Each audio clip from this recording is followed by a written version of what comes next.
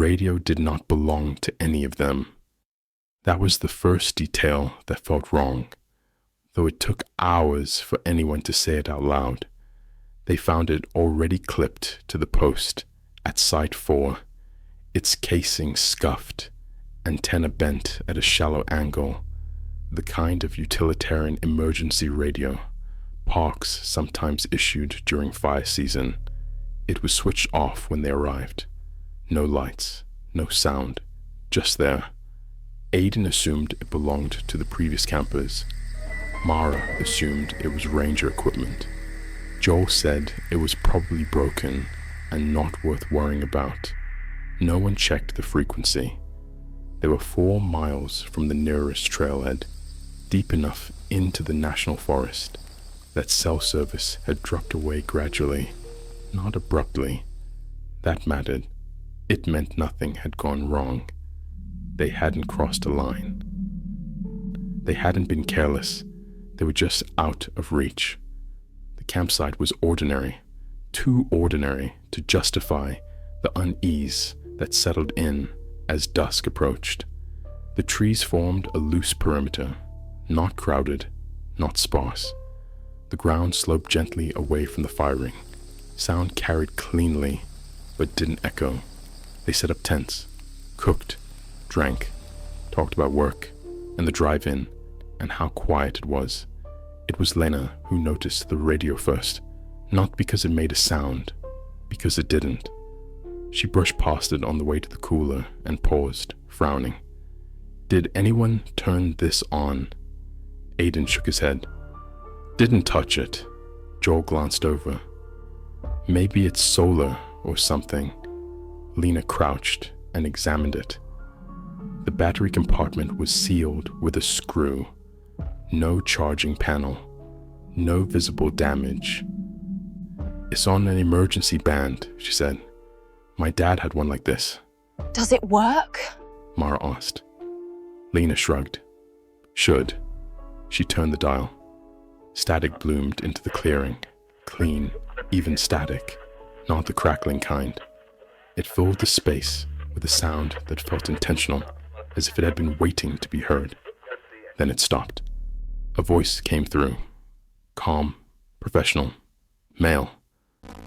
Stand by. They froze. Aiden laughed reflexively. Okay, that got me. Joel stepped closer. Probably a ranger broadcast. The radio clicked again. Unit 4, confirm position. Lena's stomach tightened. That's this site. Coincidence, Joel said, though his voice had lost confidence. The radio crackled. Do not light the fire yet. They all turned toward the fire pit. The fire was already lit. A second later, the wind shifted. Sparks leapt sideways. Mara yelped as an ember caught her sleeve. She slapped at it, heart racing. The radio spoke again. Fire initiated prematurely. Silence followed. No one laughed this time. Aiden leaned closer to the radio. Okay, he said. Who is this? The radio did not respond. They stood there, listening to the forest reclaim its ambient sounds. Crickets resumed. Leaves rustled faintly. Lena swallowed. That wasn't... The radio clicked. Lena Alvarez stepped back from the unit. Her name landed in the clearing like a dropped object. She took a step back without thinking. Her heel slipped on loose gravel. She windmilled, nearly falling into the fire pit. Aiden grabbed her arm and pulled her upright. The radio spoke again. Correction accepted. Mara's mouth was dry. This isn't funny. No one disagreed. They turned the radio off. Or tried to. The switch clicked. The light went dark. The voice continued anyway. Do not leave the site. Joel reached for the battery compartment. I'm pulling the battery. The radio crackled sharply. Negative. He hesitated. That hesitation mattered, because when he loosened the screw anyway, his hand slipped. The screwdriver jabbed into his palm. slicing skin open. He hissed in pain. The radio spoke immediately. Non-compliance resulted in injury. The forest felt closer then, not moving, just present. They stopped trying to turn the radio off. They sat around the fire in silence, listening. Minutes passed. Then, Aiden Brooks will stand. Aiden's heart pounded. No, I won't. The radio didn't respond. A second later, a branch snapped somewhere behind him. He was on his feet before he realized he'd moved. The radio clicked. Aiden Brooks has stood. Joel stared at him. Did you mean to? Aiden shook his head slowly. No.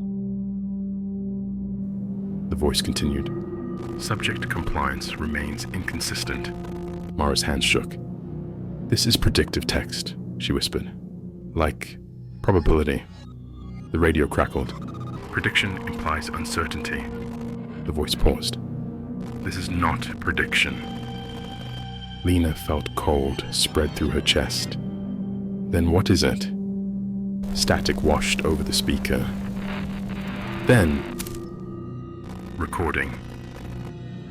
That word did something to them. They checked their watches, their phones, the sky. Time seemed intact. Night progressed normally, but the broadcast didn't align with now. It aligned with something else. The radio spoke again. Mara Singh will attempt to leave the perimeter. Mara's breath caught. I'm not. Her foot shifted, not forward, backward, toward the path. She stopped herself, gasping. The radio clicked. Attempt aborted. Aiden grabbed her arm. Don't move. They clustered together then, 4 people standing too close, afraid that even thought might register as intent. The instructions continued. Small things at first.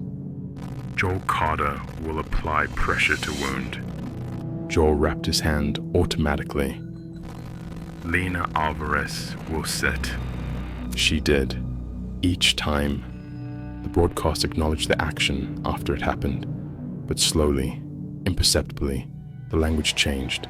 Not future, not present, past. Aiden Brooks stood. Mara Singh attempted departure. Joel Carter was injured. The voice grew steadier, more confident, as if the uncertainty had been resolved. They realized the truth all at once. The broadcast wasn't telling them what to do. It was describing what had already occurred, ahead of time. The radio clicked again.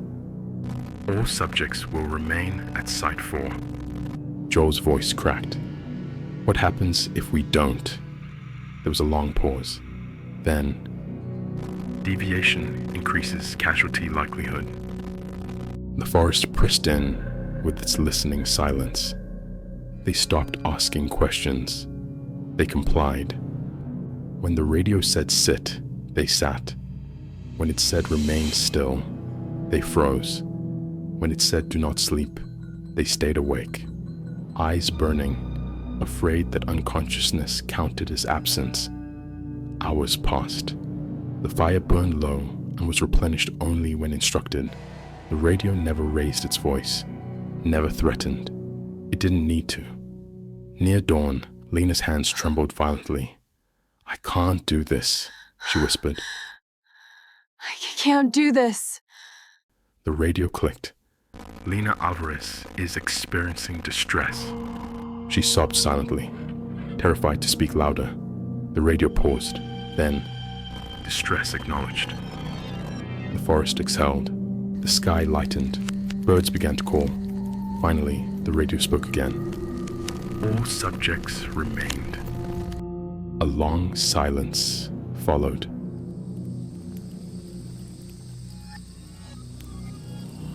Then the voice said, broadcast complete. The radio went quiet. No static, no hum, nothing. They waited. Minutes passed.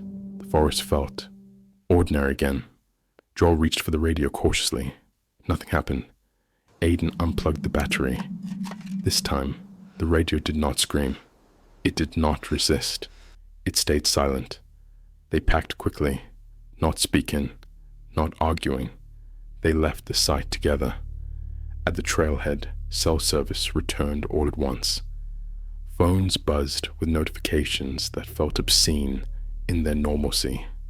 Later, much later, Lena would look up emergency frequencies. She would find the band the radio had used, decommissioned, unused for decades, archived as part of a discontinued disaster response system designed to log compliance during controlled evacuations. A system never meant for civilians, never meant for campers. That night, each of them slept with lights on, flinching at ordinary sounds, but the radio never spoke again, because it had gotten what it needed: silence, compliance, completion.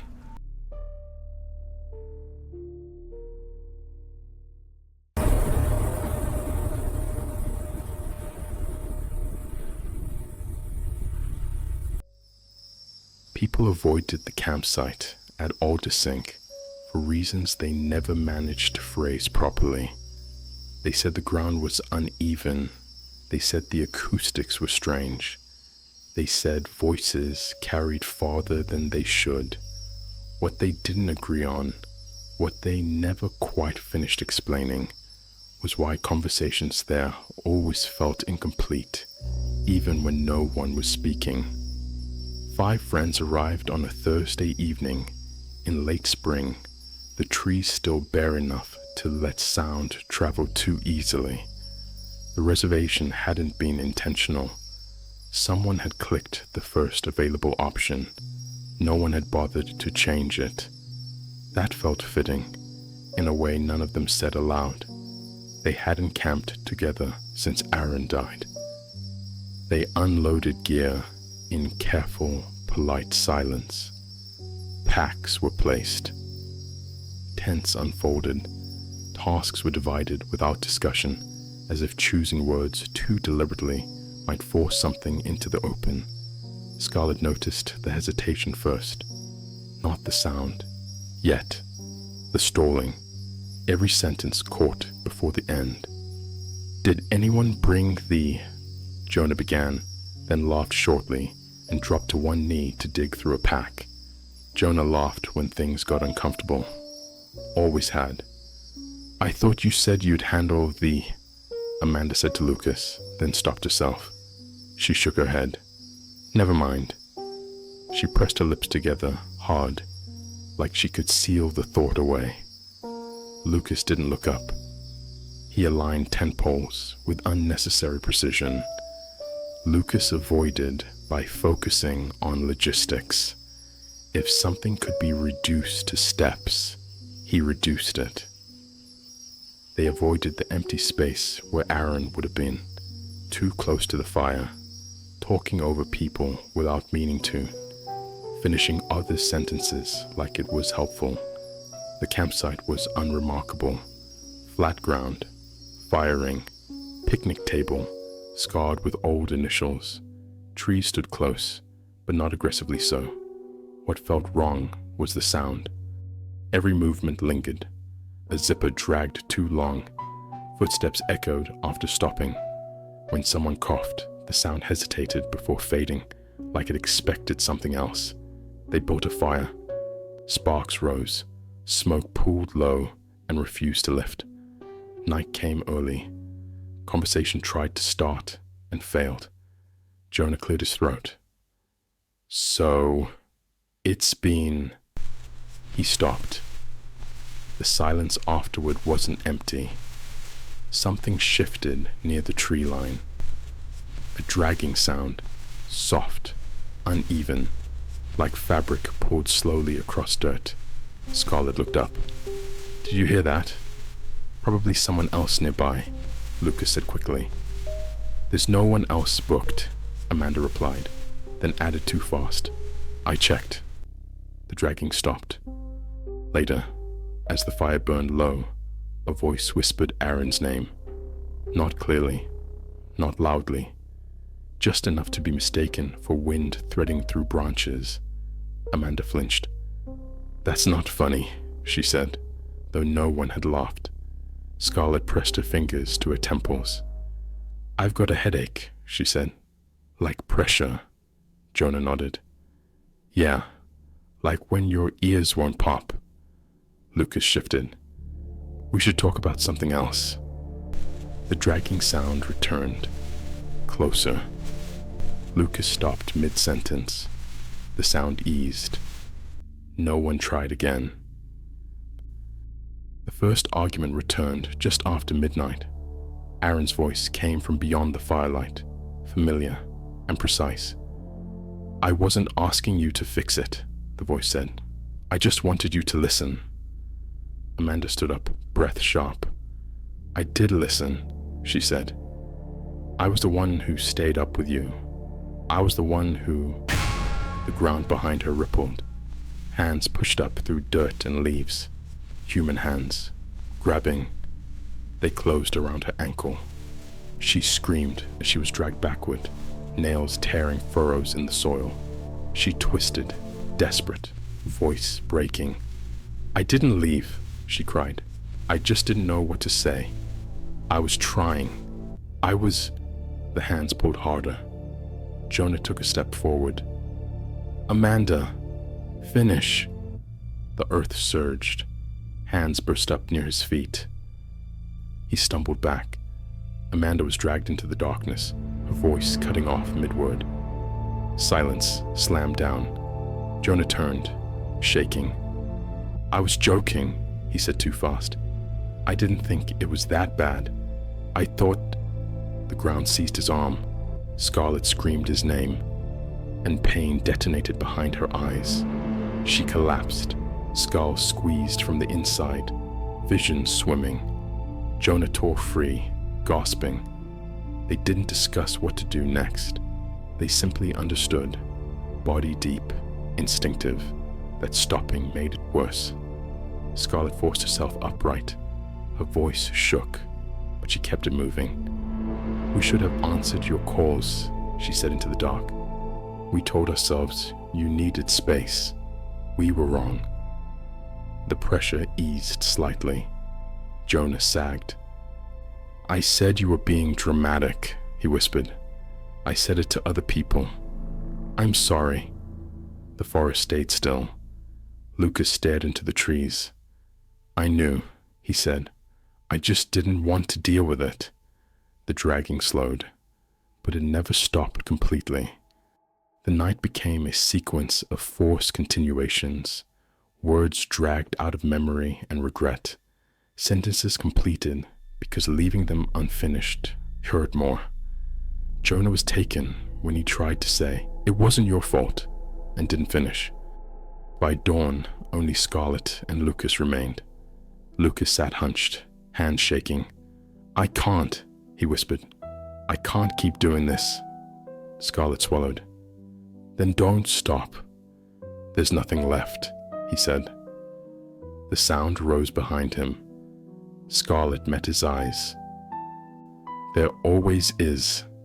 Hands erupted from the ground and pulled Lucas backward into the trees. The pressure vanished instantly. The campsite went still. Scarlett stood alone by the dying fire.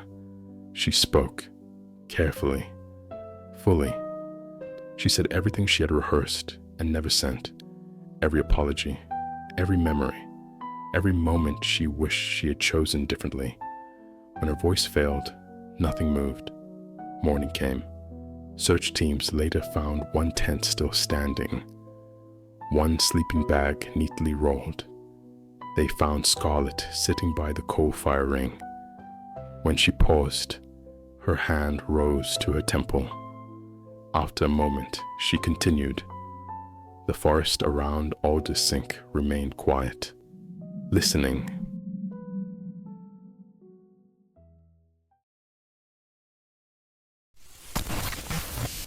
If you like our videos, do hit the subscribe button, or else you might be the next target.